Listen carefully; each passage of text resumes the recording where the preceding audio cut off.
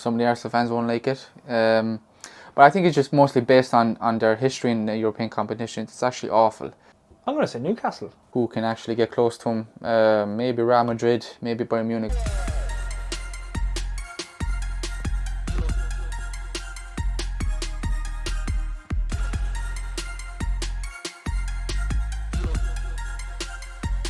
Hi guys, welcome back to the Football Forecast. This is myself, Rob. With me today is Cullum and Anto, and we're going to be discussing the Champions League that is back this week. We're going to be talking about our team that we're picking to be the favourites. We're going to be talking about the dark horse. We're going to be talking about our team that's scheduled to flop. And we're also going to be talking our player of the tournament. So Anto, I'm going to go to you first. What's your thoughts, man? It's hard to look past Man City, man. I don't know who can actually get close to them. Maybe Real Madrid, maybe Bayern Munich, but I think City would have it again. It's hard to look past City, isn't it? I think they're going to go on, and you know what? I think they're going to go unbeaten in all competitions this year, so just the way they're going. Big statement. Yeah, again, I think City are the ones. Unfortunately, as a United fan, I have to say City. I do agree. I think they'll go unbeaten in the Premier League. Finally, I think that's their one last big accomplishment. I think they might get caught in one of the cups, but yeah, for the Champions League, it's so tough to look past City. For the dark horses, Cullum, we'll go to you first. I'm going to say Newcastle. I think AC Milan, outside of last year, obviously when they got to the semi-final, they kind of struggle in Europe and European group stages. Yeah. Dortmund aren't exactly what they used to be either, so I think Newcastle could get out of that group. From a non-English perspective, I suppose, I know I'm Irish, but from a non-what-we-watch perspective, I'd say Shakhtar Donetsk. They're not in a great group. They're in with Barcelona. I think it would be Porto. Yeah, I think it would be a good morale booster for the nation, we'll say, if they get out of that group. Dark horses for me, I think I'm going to go with Napoli. I know last year there were probably dark horses as well, and I think at one stage people predicted that they would go further into the competition, and they didn't. They crumbled against AC Milan. But I think they might learn from that lesson. They might actually, go a bit further this time. Not necessarily, go all the way to the final. Well, maybe they could, I don't know. But I think they might be able to do something. And they've kept some of their big players as well. They have. But they did lose the centre-back to Bayern Munich. Is it Kim Min-jae? That's a big loss to them because he was a rock at the back. But Napoli have, done very well in their recruitment. They let go of Koulibaly and then replaced him with him. So yeah, I mean, I still fancy them to go, far in the competition. I think the Georgian guy whose name I don't know if I can't pronounce that. Do you want to Kvara, I think it's Kvaratskhelia. You can call me Kvara, but my name is Khvicha Kvaratskelia. I nearly butchered it there, but I'm a big fan of his, man. I think he's absolute quality. Honestly, he's one of the greatest players right now to go and watch play football, I think. Fantastic player.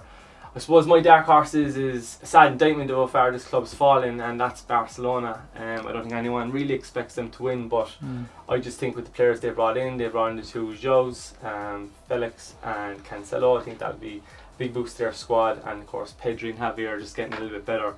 So I think Barcelona could shock a few people this year and go a bit further. As we said, the report on Shakhtar, they should come through their handle enough, and I think they go deep. So our flops. Good question. The one that stands out to me at the moment is Arsenal, because they're kind of going into it with a bit of hype. They paid a lot of money for Rice. They spent a lot of money this window. I think they're kind of throwing all their eggs, obviously, in the Premier League basket, so the Champions League isn't going to be their priority. So I think Arsenal. Cool. I actually agree.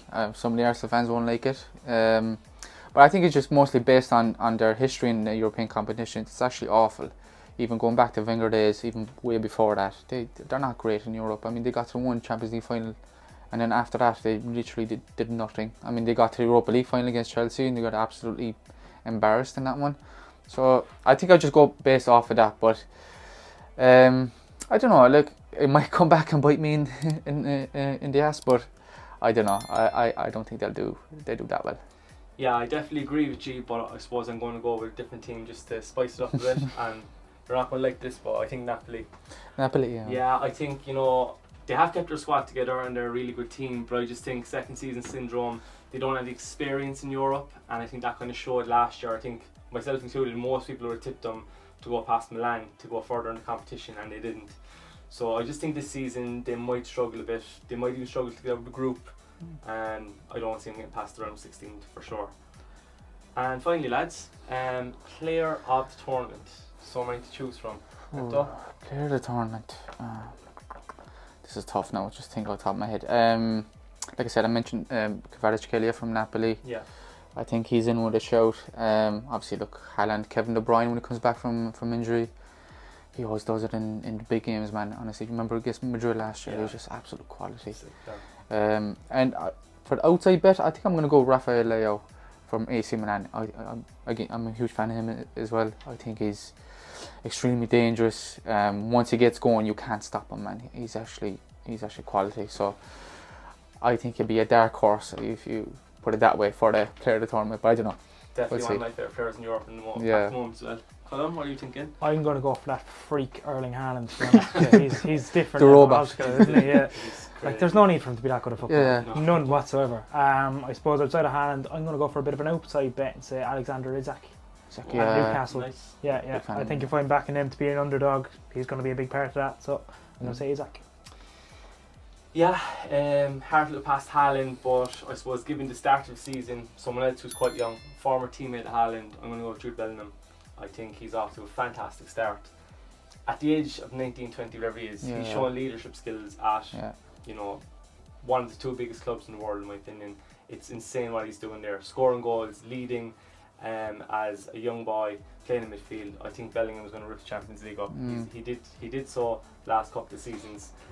And as an outside bet, it's tough off the top of my head. I'm going to go Rafael Leao as well, I think. Yeah. I just like him so much. I love wingers. I think he's such a good player. I think he should play more for Portugal as well. He doesn't really come in too much, but I suppose that just shows the competition there. I think Milan will do well. I think they get out of the group with Newcastle, and I think Leao will play a big part in that. So guys, we want to hear what you think. Leave your predictions in the comment section. Please like and subscribe to these videos, and we'll be back to you at the end of the group stages.